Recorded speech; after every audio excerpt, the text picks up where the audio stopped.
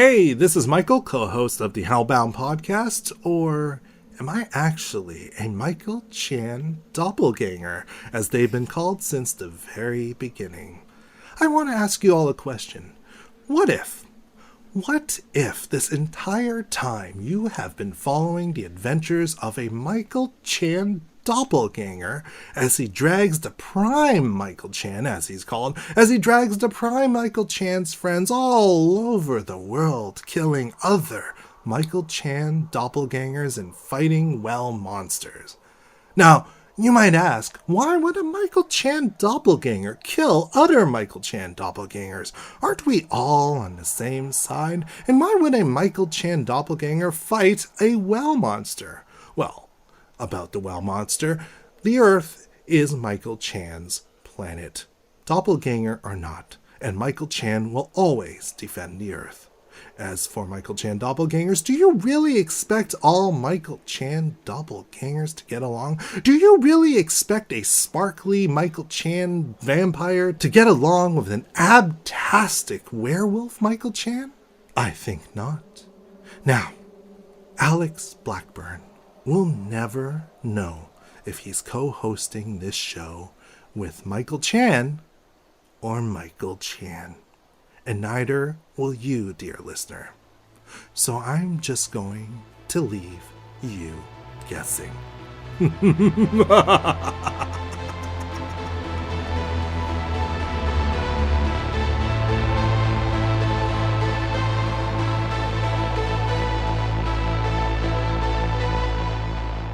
So welcome to episode 18 of the Hellbound Podcast, hosted by myself, Alex Blackburn, the founder of and co-creator of the Hellbound Horror Festival and the Isolation Film Festival, which is coming to a close this year. There's going to be a few announcements about that. We're not having the festival this year, but we are having the Hellbound Festival, and that starts at the 1st of August. So please get your film submitted.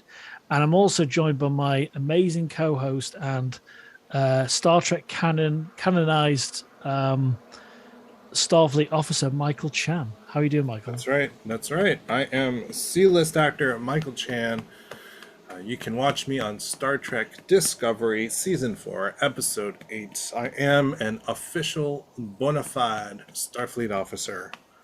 If you ever have any questions about Starfleet or about Star Trek, definitely ask me in the comments on our social media.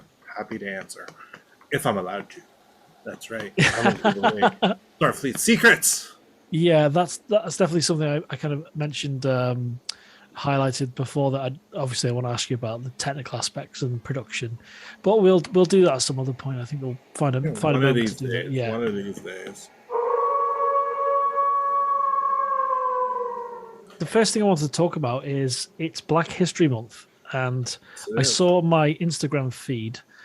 Someone was celebrating Black History Month by highlighting some great performances in cinema by Black leading actors. And the four that I was recommended, or that was in my feed, it was Morgan Freeman in Seven, Wesley Snipes in Blade, Tony Todd in Candyman, and Dwayne Jones in Night of the Living Dead.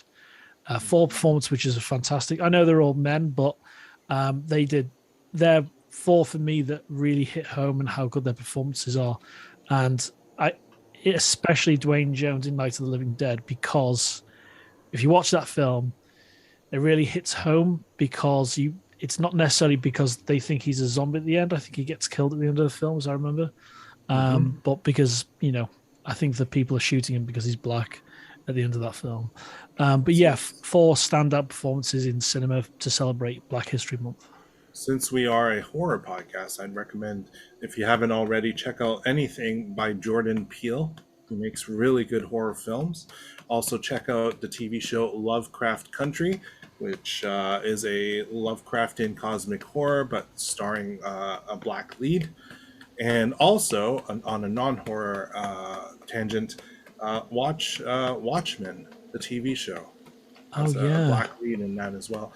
Oh, right, and watch Star Trek Discovery for the first ever black female captain, Captain Michael Burnham. Yeah, I think she kicks ass, and I actually think are you in the third season? Is that right? Fourth. I think the third season for me is where my reservations about her character kind of were dispelled. And I think she had more breathing room to really perform. She did. I think anyone who like over criticizes Discovery on its first two seasons has to remember that all the other Star Trek shows, let's forget about the original series for a second. All the other Star Trek shows struggle in their first two seasons. Yeah. I remember because I grew up with the Next Generation, and people complain and complain. And mind you, there was no internet, but people complain, oh, I hate this. This is not Star Trek. And nowadays, it's like everyone's favorite, that or the original series. And then, Deep Space Nine comes out. Oh, what is this? It's a space station. Now everyone loves it. Voyager comes out. Oh my God, what is this? And even Enterprise. This is not Star Trek. Now everyone loves it because, oh no, Discovery is here. And everyone's like, no. Dude, It took two seasons, as every other Star Trek show has done, to get itself off the ground and get its legs. And now third season, it really took off. It has its own, finally found its voice, and it has been amazing since. Not that the first two seasons aren't good. There are issues though. But yeah, third and then now fourth is just mind-blowingly good. Well, I was going to say that's the reason it's so good, Michael. Something else I wanted to bring up was I went through a real kind of scary moment, and almost this. It reminded me of the film Cujo, and the original story written by Stephen King. I'll hopefully make this a concise, short story. But I was stepping outside the house with Frida, my little dog, and on my left I could see two of my neighbors. They have two dogs, and one's a German Shepherd, one's let's say a Dalmatian, but it's a big dog. But one of them's a German Shepherd, a poorly trained German Shepherd dog, which is a big guard dog. Mm-hmm. And I turn right. I say hi to them. I turn right, and to go further, the complete opposite direction. And I could see Frida, my little dog, turning and trying to go towards the other dogs. The other dogs are barking. Classic moment. But Frida doesn't do this with any other dog on the street. There's about 6 or 7 other dogs on this street. There's 25 houses. And I walked down the road, and I can feel this beast running towards me. I can hear it. You can always hear something running towards you, no matter how big or small. So I turn, and this dog leaps past me and starts attacking Frida, and then they're having this fight. God. And Frida's tiny compared to this German Shepherd. And I thought, right, I'll try and pull her away. And then eventually I pick up Frida, and she's barking at me, this huge dog, and I start to walk away. The owner comes up, apologizing profusely. What happened was she was pulled over by this huge dog, and obviously, couldn't go with it. So she tried to grab the dog again. I picked up Frida and I walked down the road, put Frida on the ground, and then I turned around to where the dog was then, and the dog had pulled her over again. I thought, right, I'm going to pick Frida up now and then just keep walking. Just keep walking until I disappear. And then this huge German Shepherd jumps up at me and starts biting like an alligator. Oh, my God. And not at me, but like close to me where the dog's brushing up against me and biting towards my little dog. Yeah. And I keep turning and saying, no. And I thought, right, I'm going to give this 5 or 6 more seconds. I'm going to have to get physical or kick this dog or something, to get it away.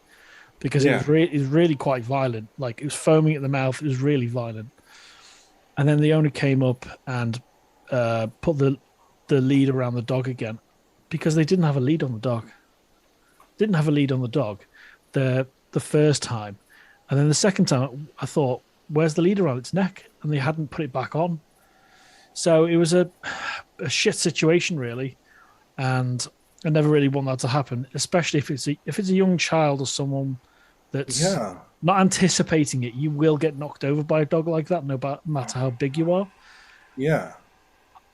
I wasn't scared or anything like that, but I'm not having my dog killed by this other one. So yeah, it was a bit of a scary moment this week, and that happened on Saturday.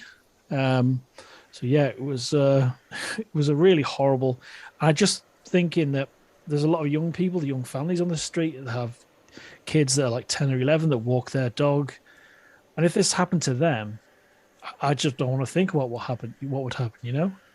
No, that's exactly what I was thinking. So Like, oh yeah, my god. awful, really awful. So yeah, and if that had happened to my wife, and I was, Vicky was concerned for me, I'd have, I don't know what I would have done. I'd have called the police or something, Oh my, because she can't control this dog. She doesn't train it. Doesn't train it properly. oh my god. And if you're listening, you know who you are. You don't control. You do not train your dog properly. Go and take it to some classes.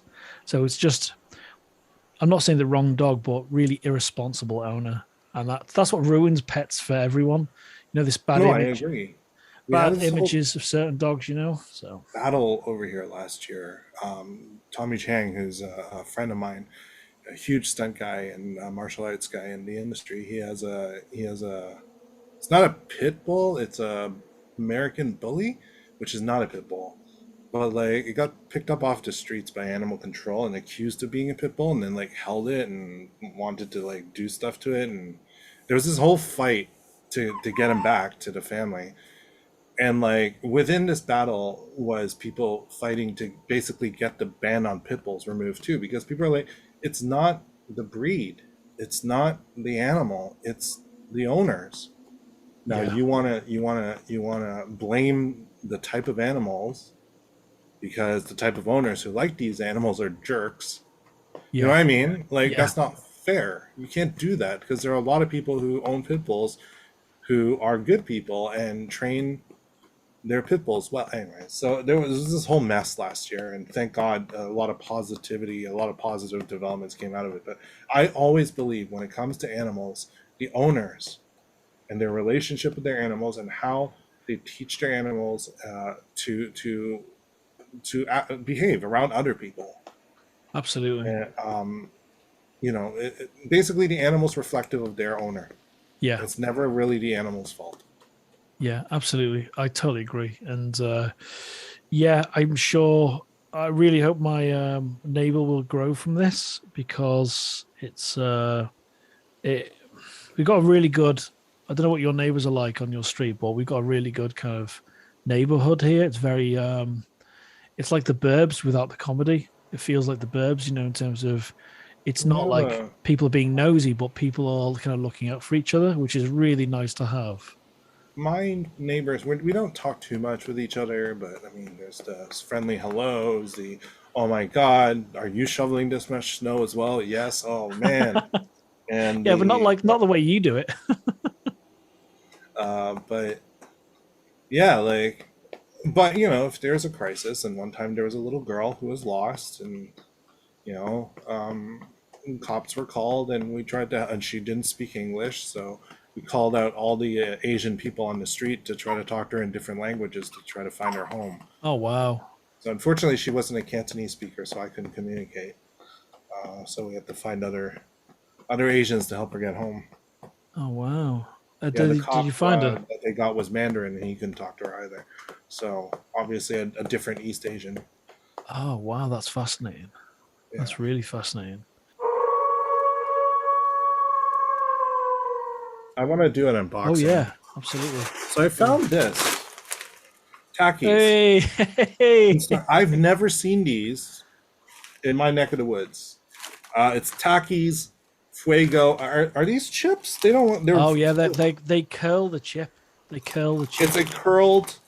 It looks Is it like from it looks Mexico? like a joint Yeah, it on looks like on a the cover. joint. It looks like I'm about to smoke marijuana, a chili covered marijuana. Anyways, it says here hot chili, pepper, and lime flavor. And Okay, again, it's Fuego, which one is comment before fire. you open them is that the flavor level, in terms of like how much flavor is injected or coated in that, it's really intense. So I'm a spice wimp. This is a horror podcast called Hellbound. So fire, hell, hot. Let's see how I survive a tacky. Oh man. You know what? I'm gonna be dangerous. I'm gonna take two. I'm going to see how pink your face gets. And I'm turning my microphone closer so you get the ASMR of it. I have my son in my arms. I hope he doesn't wake up.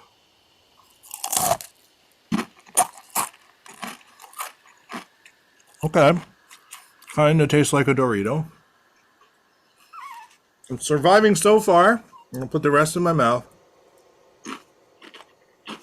Nothing yet. Come on. Where's the kick? Another one. That's 3. One, Alex. It might be a particular one. It might be a particular version. Does it have like a chili count on it? Oh, this is disappointing. I'm going to check the picture. I'm expected to... Uh-oh.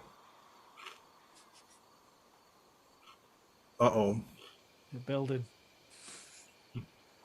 Oh, no. I'm overconfident.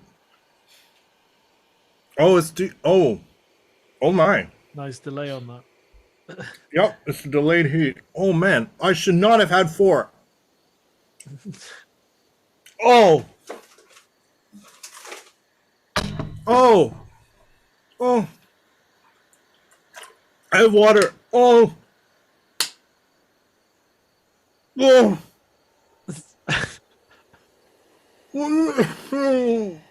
No. No. Do you want some of my mojito tea? Oh, why was I overconfident? Ah. Oh. Woo. I'm sorry, babe. Don't wake up. Oh. Do you want to recommend anything before I recommend something to watch? Yeah, something you've already mentioned. I think I'd started watching it by the time the last episode we recorded. But all of Us Are Dead. I kind of see what you're talking about in terms of 1 or 2 episodes too long. But I think they're actually. I'm not going to spoil it. I don't want to spoil it. No. Yeah.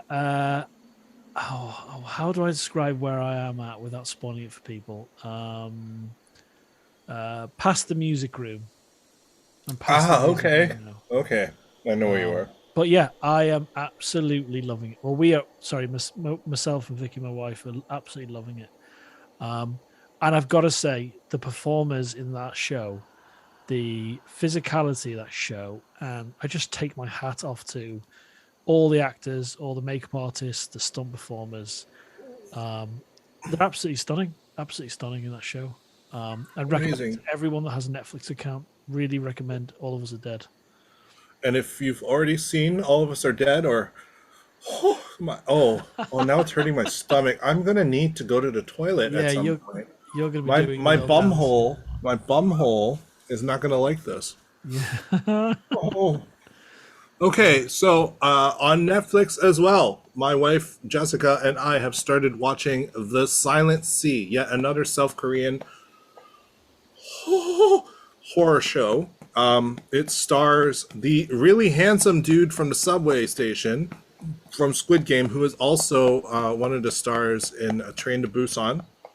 Oh. And also the nurse lady from the South Korean zombie show Kingdom. Now, the show centers around scientists who are sent to a lunar station where people had died years ago to retrieve samples of something. And then everything goes wrong. Now, Jess and I, of this 8-episode series, we already watched 5 episodes. And oh my God, the performances are stellar. This writing is perfect.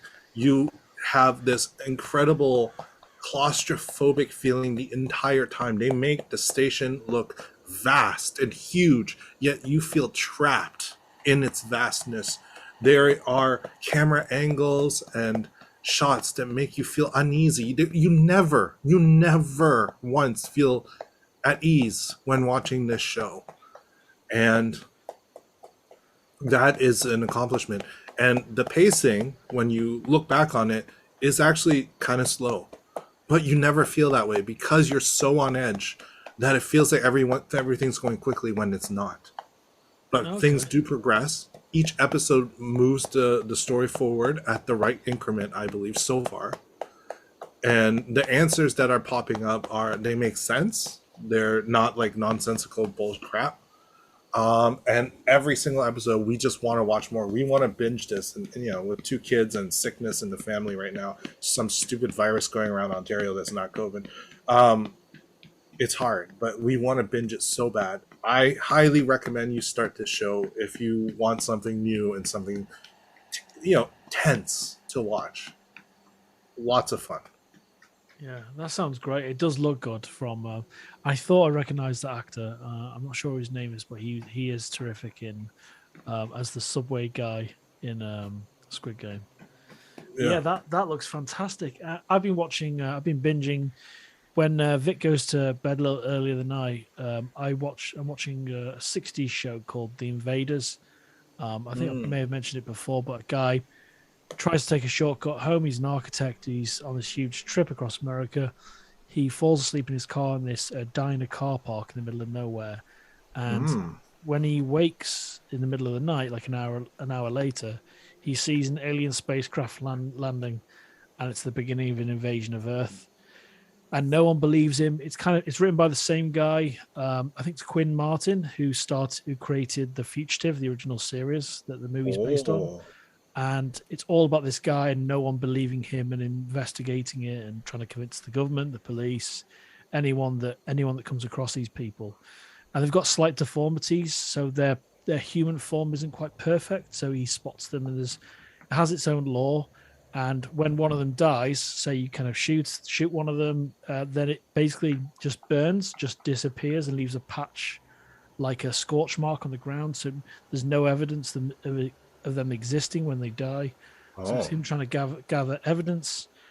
And there was an episode where it really is horror. That's why I wanted to highlight it this week, where they're trying to develop a version where you can actually feel a heartbeat and blood pressure within each alien, because that's what they don't have. You can tell they're not human as well by this deformity, their little finger, and they don't have a pulse and they don't have a heartbeat.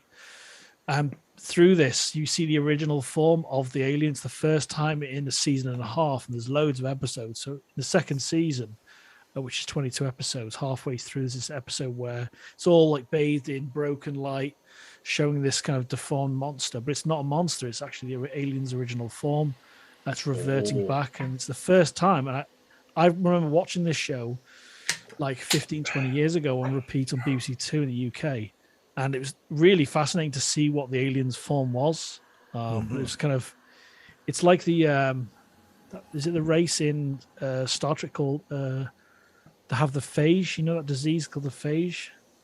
Oh, I remember that. Yeah, they looked like that. They looked like they were like lepers, but that's the race. That's my God. Race.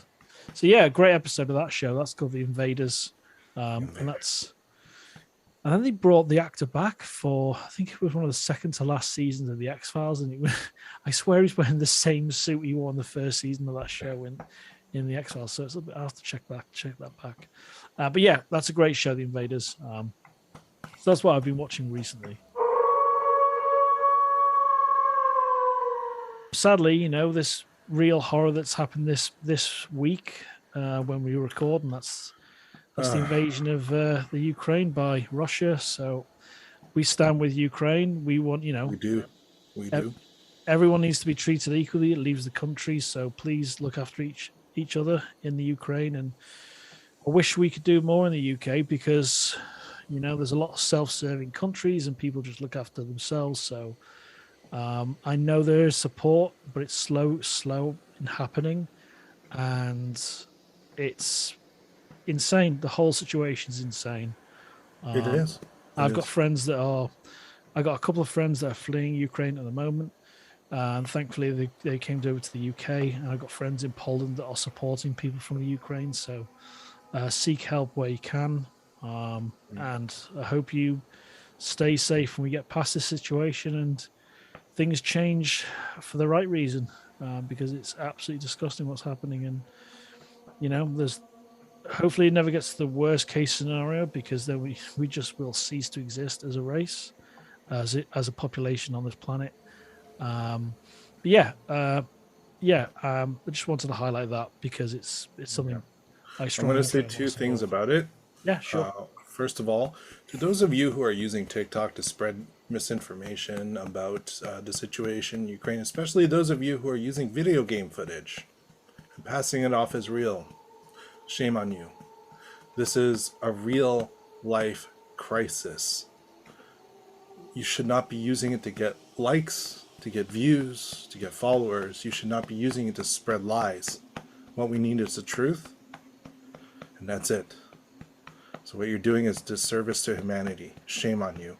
Secondly, to the truckers and those stupid little freedom convoys in Canada and in the States, I highly suggest you take your trucks, drive it over to Ukraine. Maybe you can stop the advance of the Russian army, because that'll do a lot more than what you're doing over here. Thanks. Yeah, that's well put, Michael. The last thing I want to do, I want to end on a nice little note, end this episode on a nice note. I want to give a shout out to a band from Toronto, I found out, called Blood Opera. Okay. A while back, I was just looking up on Google, like, creepy, upbeat music, and I found this amazing band that does rock and roll, but like horror rock and roll. And they dress up as like zombie monsters when they perform. And they just have like this amazing vibe. Their music is fantastic. It is on Spotify if you want to check them out. But yeah, go check out like their Instagram, which is at Blood Opera Inc. BLOODOPERAINC. You know, they're so good. They're horror fans, and man, I had no idea they were from Toronto until my bestie Tisha Shaw went to see it. Went to see their concert, I mean, and I was like, wait, what? You know? So they are phenomenal. Their music is great. They have amazing merch on their website that I've been eyeing for a while now. Really tempted to get their EP and the cassette, like the cassette tape box with stickers, but we'll see. We'll see if I end up buying anything. But I just want to give them a shout out because I found out they're from Toronto, and I'm from Toronto, and it's you know, I really want to support local artists. So check out Blood Opera. Amazing music, amazing costumes, amazing performers. Oh my god, their artwork is amazing. Right? Yeah, that's right. So creepy. That's great. Check them out. You will not regret it. That is a great. Oh, one last thing before we really end.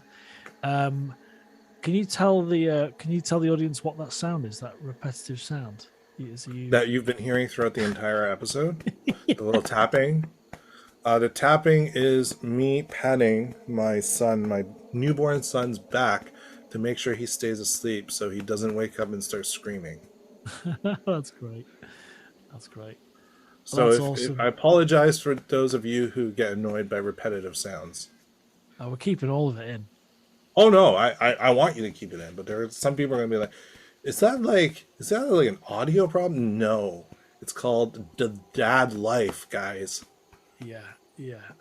The dad you already noticed I have way too many horror stories about poop, diapers, pee. It's gonna go down this Chuck Tingler thing again, isn't it? No. I'm just gonna say I opened my son's diaper the other day. And like he had already pooed. Of course, I opened the diaper and he starts pooing again. And it's like just long poo. And it's, you know, baby poo is yellow. So I eventually stops. I'm like, oh, okay. And I put a new diaper on. Before I could close it, boom, he starts again. But this time it's lime green because sometimes he's on formula and I don't know, whatever. And then there's like issues with his latch. So there's something to do with like taking too much fore milk instead of hind milk, whatever. Anyway, so then it turned lime green. I freaked out, so I had to like wait for the lime green poo to finish, and then I had to like Google it. Yes, turn yellow again eventually. Yeah, that's my life, guys. So follow us on Instagram at the Hellbound Podcast, and